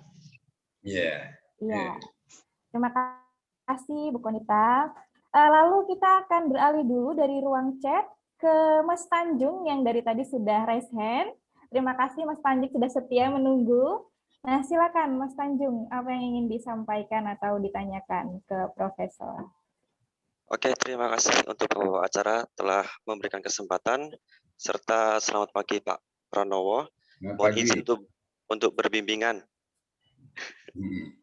Ya, berkaitan dengan pertanyaan, sebenarnya pertanyaan yang dari A tadi ingin saya tanyakan sudah terwakilkan dengan Bapak Ibu guru di sini tadi, bagaimana menerapkan secara konkret kesantunan itu atau pragmatik dalam entah di KD ataupun proses pembelajarannya, seperti itu. Sebenarnya itu Pak pertanyaan saya, bagaimana sih secara konkret memasukkan unsur-unsur kesantunan itu. Dan mungkin dari tadi kan saya mikir, apakah cara yang akan saya lakukan ini benar? Nah, mohon masukannya oleh Pak Pranowo. Misalkan, tadi Bapak juga menjelaskan bagaimana kalau mengutip ataupun memberikan permasalahan yang ada dalam teks sastra mungkin, ataupun teks-teks yang ada dalam bacaan di buku. Kemudian kita telaah maksud tersembunyi yang terdapat pada teks tersebut. Misal seperti itu untuk dikaji dengan para siswa. Sehingga secara tidak langsung siswa juga akan mengetahui, oh ternyata dari teks ataupun tuturan ini mengandung makna yang santun untuk kita pahami bersama dan ditegaskan oleh guru, seperti itu. Apakah memang bisa seperti itu Pak Pranowo?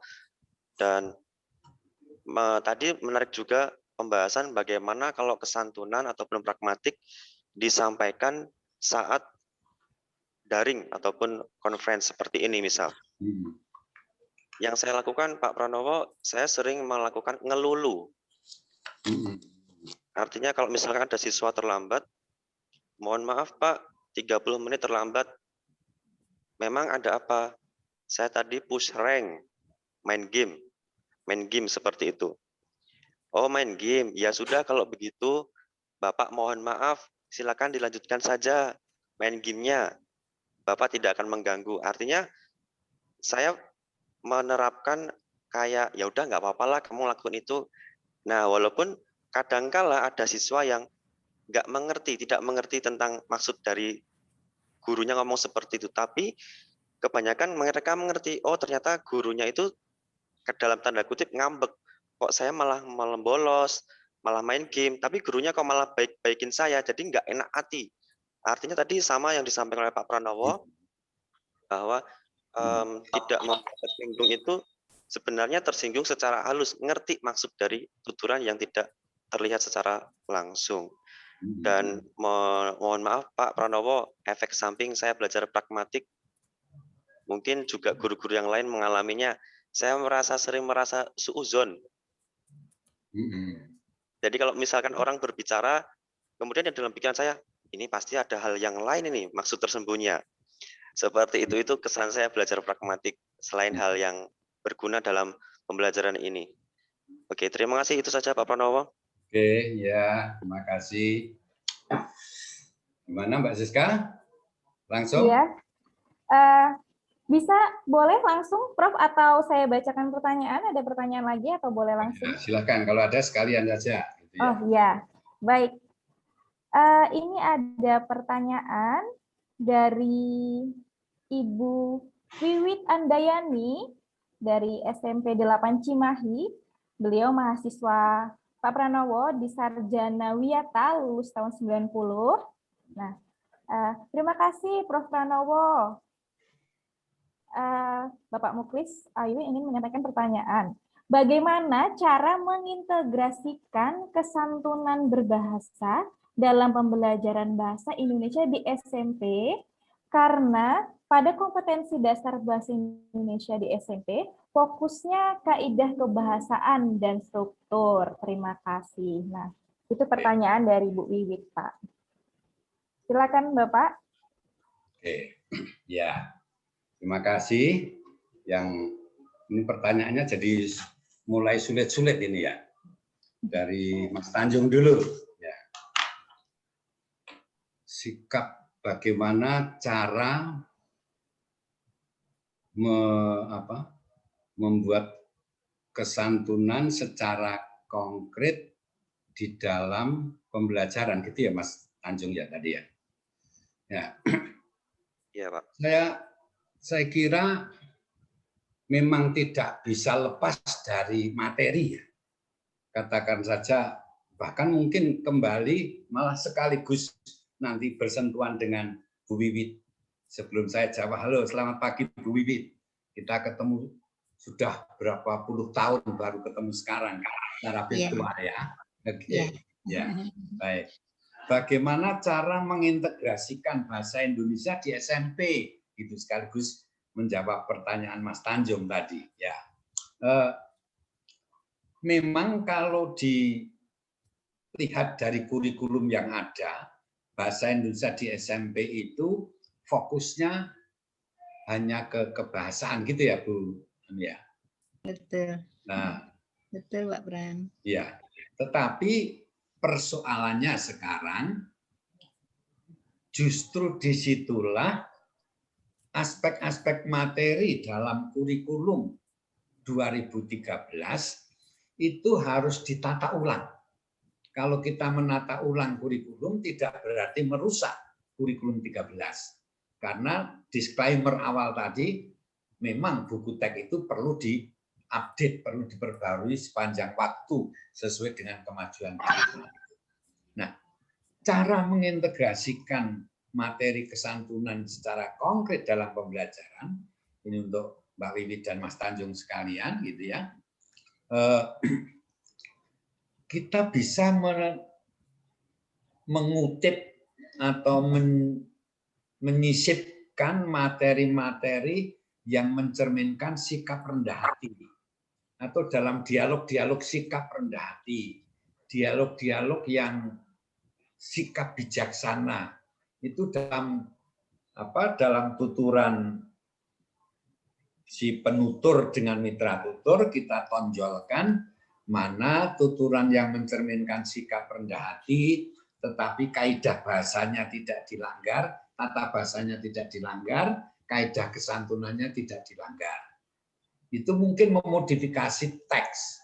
Jadi teks yang Anda temukan itu kemudian dimodifikasi untuk disisipi dengan teks-teks yang di dalamnya mengandung kesantunan itu.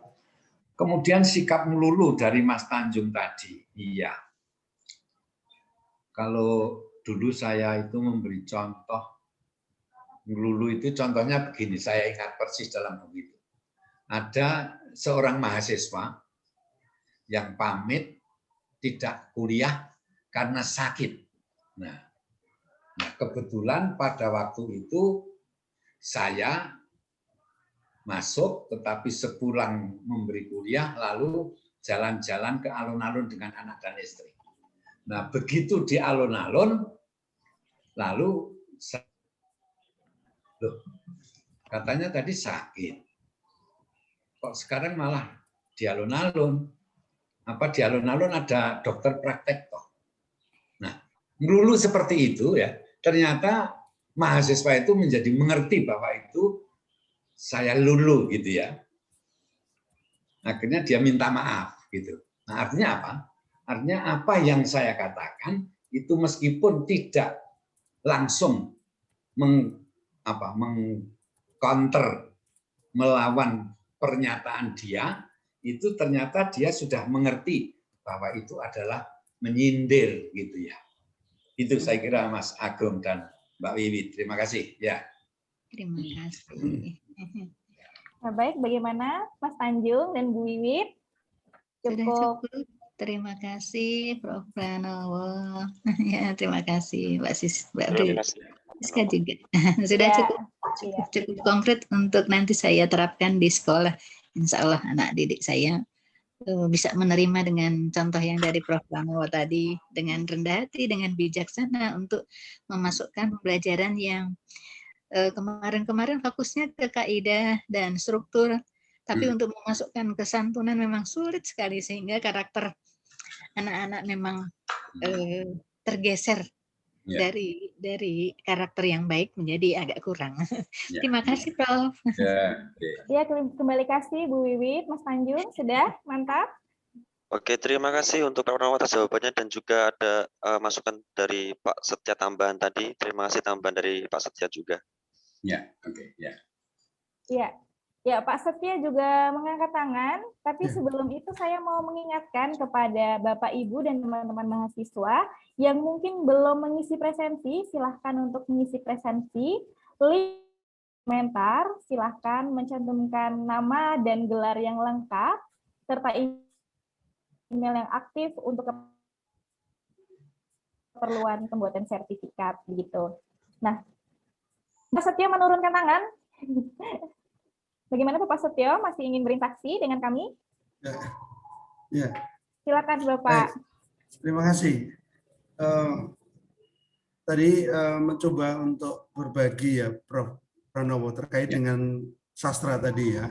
Bagaimana mengintegrasikan kaidah pragmatik dalam pembelajaran sastra. Tadi mungkin bisa membantu sharing ini ya. Dalam beberapa kesempatan pembelajaran sastra, saya menggunakan pendekatan stilistika pragmatik gitu ya. Artinya menekankan pada aspek-aspek stilistika yang ada di dalam karya sastra untuk memberikan pemaknaan lebih Dan ini pemaknaan lebih itu dari dimensi pragmatik. Sebagai contoh misalnya saya kutipkan satu penggalan dari satu novel misalnya. Kemudian dari sana bisa kita kaji bagaimana relasi antar tokoh itu.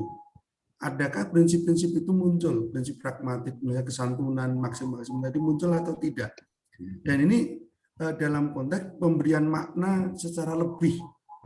Kalau dalam sastra pada umumnya kan, oh ini relasinya tidak baik. Buktinya apa? Nah, dilihat dari tuturan-tuturan yang dimunculkan. Sebagai contoh misalnya dalam satu novelnya Laksmi Pamuncak misalnya. Satu contoh kutipan sih, Prof. Ram, kalau boleh saya sampaikan. Misalnya kutipannya begini. Di tengah semua ketidakpastian ini, bagiku hanya satu hal yang pasti. Ibulah yang membunuh bapak. Kemudian dilanjutkan dengan kutipan berikutnya. Yang paling menyakitkan dan sekaligus membuatku lega adalah fakta bahwa bapak mati sendirian. Bahwa ia mati dalam sunyi. Lega karena akhirnya aku punya alasan yang kuat untuk membenci ibu. Nah, sebenarnya kalau dilihat dari stilistika ini kan sudah menunjukkan kata-kata bapak mati, membenci ibu. Itu kan ada relasi yang berbeda ketika dia mengatakan bapak meninggal misalnya. Itu kan kalau tidak ada bantuan pragmatik, kita tidak bisa secara jeli melihat relasi antar tokoh ini seperti apa. Nah itu. Nah, dari pengalaman ini ternyata kemudian saya mengajak teman-teman mahasiswa untuk bisa mengetahui karakterisasi tokoh itu seperti apa, relasi antar tokoh seperti apa, dan itu memberikan pemaknaan secara utuh terhadap makna karya sastra itu. Dan kajian-kajian pragmatik ini sangat membantu dalam relasi antar tokoh dan pemberian makna secara keseluruhan. Mungkin sharing saya ini membantu. Mungkin kalau ada yang salah, Prof. Pranowo mungkin bisa memberikan pencerahan atau nuwun. Terima kasih Pak Setio. Ya, betul. Setidaknya dari stilistik leksikonnya leksikonnya itu kata-kata mati, bapak membunuh, ibu membunuh, ibulah yang membunuh, itu dari leksikon stilistik itu tepat gitu. Namun sebenarnya ini pendapat juga ya, sekaligus sharing itu ya.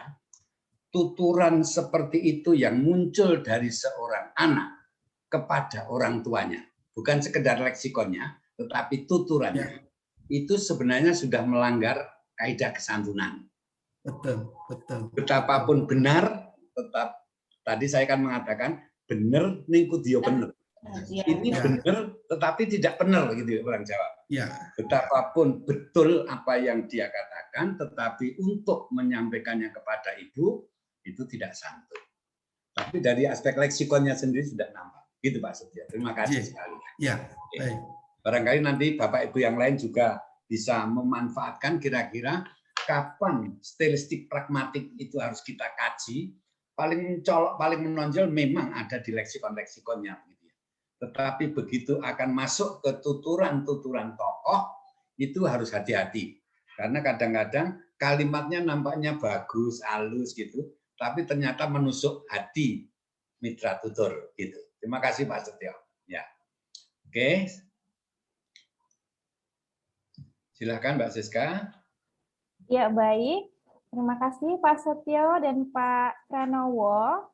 Ini adalah diskusi yang sangat luar biasa ya Pak, banyak sekali yang bertanya.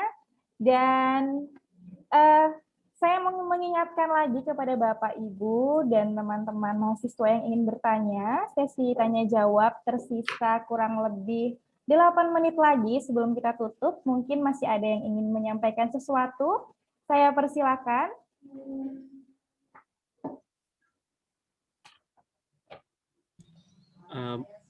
Miss Despa, saya boleh ikut? Boleh, silakan Mas Edi. terima kasih untuk kesempatannya. Terima kasih juga untuk diskusi yang panjang dan menarik. Saya sejak diskusi awal saya sudah membayang-bayangkan jika saya menjadi murid begitu ya. Dan saya pernah mengajar juga dan saya selalu membayang-bayangkan seperti itu karena pada dasarnya anak juga tidak sopan gitu ya. Anak pada dasarnya juga ingin menghayati kehormatan karena menghormati orang lain apalagi itu orang tua juga wujud dari menghormati dirinya sendiri, menghargai dirinya sendiri. Itu yang saya rasakan ya di antara murid-murid. Tapi yang paling berkesan buat saya adalah ketika seorang murid yang sopan tiba-tiba saya dengar kok tidak sopan, ada apa, kan itu kan kemudian juga pragmatik yang mungkin ingin disampaikan oleh dia tapi dia tidak dapat menceritakan cerita dirinya seperti itu, ada sesuatu gitu Pak. Jadi saya sejak tadi ketika membayangkan tadi ada nomor berapa ya, 1 kalau tidak salah ya, konteks situasi mencakup pengaturan budaya seluruh ujaran dan sejarah pribadi para peserta tutur. Jadi karena saya yakin pengetahuan kita itu kan dikonstruk ya dari pagi sejak bangun tidur ada apa, lalu situasinya bagaimana, kemudian muncullah produksi kata yang tidak biasanya karena situasi dirinya itu berbeda daripada situasi hari-hari sebelumnya. Jadi dalam arti tertentu tadi kemudian saya melihat pengalaman saya itu dengan lebih terang. Jadi Bapak menyampaikan juga bahwa pengetahuan pragmatik ini berguna juga untuk memahami peserta didik karena yang sering saya rasakan seringkali sulit untuk memahami peserta didik seperti itu ya dengan emosi yang berubah-berubah misalnya.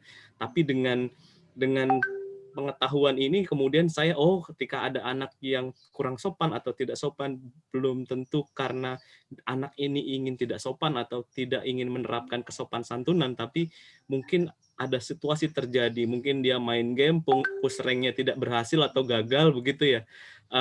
Lalu dia emosional seperti itu. Dan ini saya tadi sangat terinspirasi oleh Pak Tanjung yang kemudian seperti itu kan seperti pelukan sayang ya, nggak apa-apa kamu push rank seperti itu dia bisa dimaknai seperti itu juga oleh anak. Ternyata guru saya tidak ikut marah seperti tim saya yang marah pada saya karena saya kurang gesit ngambil ilmunya begitu ya, ngambil ultimate-nya gitu misalnya. Ini bahasa-bahasanya anak-anak ya. Jadi dengan mengetahui bahasa-bahasa anak-anak juga kemudian kita bisa menyesuaikan struktur kalimat atau susunan kata yang selain berguna untuk memahami juga kemudian anak-anak punya teladan ya, punya contoh gurunya gitu ya yang menerapkan maksim itu sopan santunan dan kerendahan hati. Itu yang saya peroleh dari diskusi ini. Saya hanya bisa men-sharingkan itu. Mohon peneguhan dari Pak Pran dan mungkin ada kurang tepat dari apa yang saya terima, mohon diklarifikasi. Terima kasih Pak. Ya, oke. Mana Mbak Siska langsung? Oke, itu tadi tanggapan dari Mas Edi. Bapak, mungkin Bapak bisa, apakah Bapak masih ingin membuka ceritanya jawab, ataukah Bapak ingin menyimpulkan langsung, mengingat waktu 10 menit lagi? Iya. Baik. Kalau gitu saya jawab Mas Edi dulu ya, lalu nanti silakan buat kesimpulan gitu ya. Yang pertama dari Mas Edi itu tadi, murid itu awalnya sopan, tapi kok tiba-tiba menjadi tidak sopan ya, begitu ya kira-kira ya. Ada apa ini gitu? Sebenarnya kalau kita berbicara masalah kesantunan, itu tidak cukup hanya dari aspek pragmatik sebenarnya Mas Edi. Kemarin kita sudah berdiskusi banyak mengenai metakognisi toh ya. Nah, ketika kita berbicara tentang metakognisi, itu kan ada unsur perencanaan, ada unsur monitoring gitu ya, pemantauan, ada unsur evaluasi. Nah, sebenarnya seorang guru ketika berinteraksi dengan murid, semula anaknya itu sopan, kok tiba-tiba menjadi tidak sopan. Itu ada apa? Nah, tolong dicek metakognisinya sebenarnya mereka ada dalam posisi perubahan apa gitu. Kok tiba-tiba seperti itu. Kemudian tadi yang berkaitan dengan apa yang dikatakan oleh guru kepada muridnya, yang bermain gitu ya, gitu. Ya, saya kira itu guru yang baik menurut saya gitu ya. Kalau tidak setuju itu tidak harus marah. Ya. Guru itu tidak boleh marah kepada murid. Guru tidak boleh marah kepada mahasiswa. Tetapi bukan berarti bahwa tidak marah itu akan mendiamkan kesalahan murid atau kesalahan mahasiswa. Sentuhan-sentuhan afeksi itu jauh lebih mengena daripada gertaan-gertaan kemarahan seorang guru. Kemarahan seorang guru yang eksplisit itu hanya akan menimbulkan luka hati yang sangat dalam dan lama pada muridnya. Gitu. Karena dengan cara tidak marah saja menasihati murid itu bisa dilakukan secara pragmatis, gitu ya. Tetap santun, tetapi tujuannya tercapai. Gitu. Oke, baik. Saya kira itu yang bisa saya jawabkan untuk Mas Edi. Baik, kemudian yang menyimpulkan saya atau Mbak Siska ini ya? Gimana? Saya juga tidak apa-apa sih. Baik, Bapak. Kalau Bapak mau menyampaikan kesimpulan dari Bapak juga tidak apa-apa, nanti saya permanis dengan hasil rangkuman saya. Ya. Oke, baik kalau begitu ya saya merangkum sedikit gitu ya, Bapak, Ibu dan saudara sekalian, bahwa pembicaraan kita mengenai pragmatik edukasional dalam pembelajaran bahasa Indonesia di sekolah itu sebenarnya gitu ya, sebenarnya itu mencakup banyak aspek, aspek kesantunan, aspek peranggapan, aspek tindak tutur, aspek implikatur, aspek teksis, dan sebagainya. Itu kalau mau tergarap secara utuh bisa dimasukkan dalam kompetensi-kompetensi bahasa. Itu saja sesuai dengan kompetensi pragmatik yang ada. Namun karena pada saat ini kita hanya punya waktu 2 jam, itu pun untuk presentasi dan diskusi, mustahil kita akan mengcover semua itu menjadi topik pembicaraan kita. Kita hanya mencukil sedikit saja dari aspek kesantunan dari segi pragmatik. Nah, bagaimana kita mengintegrasikan kesantunan itu dalam pembelajaran bahasa Indonesia. Nah, tentu di samping kita ingat disclaimer-nya buku teks bahwa buku itu akan selalu diupdate terus-menerus sesuai dengan perkembangan zaman. Saya kira ini kesempatan baik bagi kita, para dosen, guru, mahasiswa, untuk bisa mengembangkan aspek pembelajaran pragmatik itu tanpa merusak sistem atau struktur kurikulum 13 yang sudah kita pakai selama ini. Nah, dengan demikian, memang untuk melakukan itu tidak serta-merta langsung kita membaca satu buku lalu diintegrasikan, tidak. Tetapi saya kira perlu dilakukan penelitian terlebih dahulu, entah itu dalam bentuk penelitian tindakan kelas atau dalam bentuk penelitian pengembangan, sehingga kita nanti ketika kita mengintegrasikan aspek kesantunan itu bisa terwujud secara komprehensif. Namun sekali lagi saya katakan, saya belum bisa memberikan yang lebih banyak dari itu, karena saya sendiri memang belum sempat membaca semua buku SD sampai SMA. Itu saja. Terima kasih, Pak Siska. Iya, terima kasih Pak Pranowo. Saya selaku moderator yang menemani Bapak, Ibu, dan teman-teman dari awal juga menyadari bahwa diskusi kita kali ini itu sangat esensial dan penting membuka mata kita sebagai pengajar dan juga calon pengajar bahasa Indonesia bahwa ada pragmatik edukasional, bahwa kehadiran pragmatik edukasional ini dapat membantu kita untuk membentuk sikap dan perilaku bahasa siswa kita menjadi lebih baik, benar, dan santun, tentunya dengan cara mengintegrasikan aspek-aspek pragmatik seperti konteks dan juga maksim-maksim dan juga aspek-aspek kesantunan lainnya begitu. Nah, Bapak Ibu dan teman-teman mahasiswa, waktu sudah menunjukkan pukul 10 kurang 3 menit. Saya sangat senang karena Bapak Ibu dan teman-teman sangat antusias dalam mengikuti kuliah daring kali ini, dan diskusi kita juga berjalan lancar serta memberikan banyak manfaat. Namun sayang Kuber DJ yang ketiga harus disudahi saya di sini. Saya selaku moderator memohon maaf apabila ada tutur kata dan perilaku yang kurang berkenan di hati Bapak Ibu dan teman-teman mahasiswa. Nah, sebelum menutup perjumpaan kita, saya akan menyampaikan beberapa informasi. Yang pertama, digital certificate akan dikirimkan ke email peserta Kuber DJ. Untuk itu, mohon untuk tidak meninggalkan grup WhatsApp terlebih dahulu. Dan yang kedua, Prodi Magister Pendidikan Bahasa Indonesia akan kembali menggelar Kuber DJ yang keempat dengan topik Mencebur di Langit Sastra Indonesia, Derai Cemara, Rindu Kangen atau Aku Mencintaimu. Tentunya bersama narasumber hebat lainnya yaitu Dr. Andes Antonius Herugianto, MA, PhD. Nah, Pak Heru mohon bersiap-siap.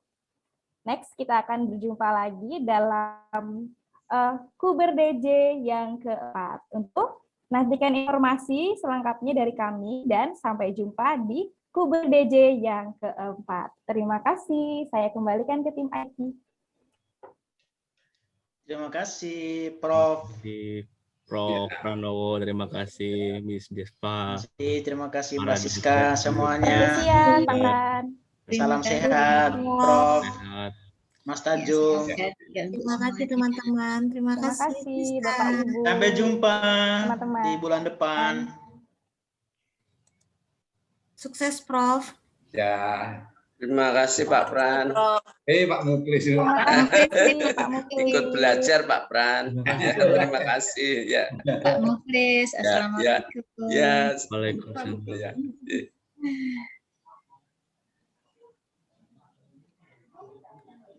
Baik, cukup stabil ya Pak tadi pesertanya 90 sampai akhir 90. Alhamdulillah, iya. Banyak ya. Iya Bapak. Okay. Tadi sempat mencapai menyentuh angka 100 tertinggi juga. 103, iya. Iya. Sampai akhir stabil 90-an. Iya. Udah bagus tuh. Dan pesertanya ya aktif-aktif gitu kok bisa sesuai dengan durasi. Terima kasih Bapak Ibu peserta. Terima kasih Bapak Ibu peserta. Terima kasih juga. Terima kasih. Semoga nanti bisa bergabung di yang berikutnya, itu menarik sekali ya dari Pak Herugianto.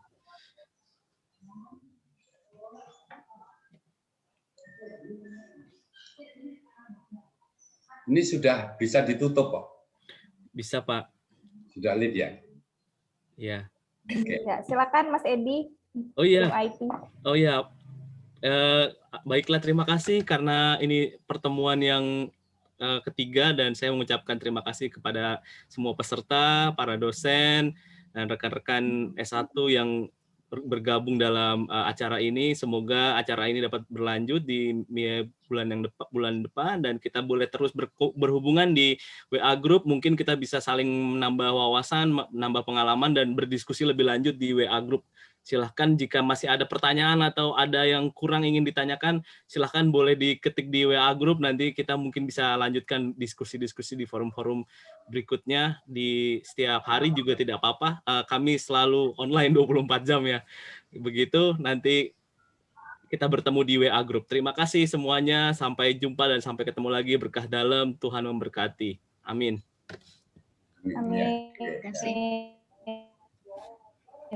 kasih, izin. Terima kasih.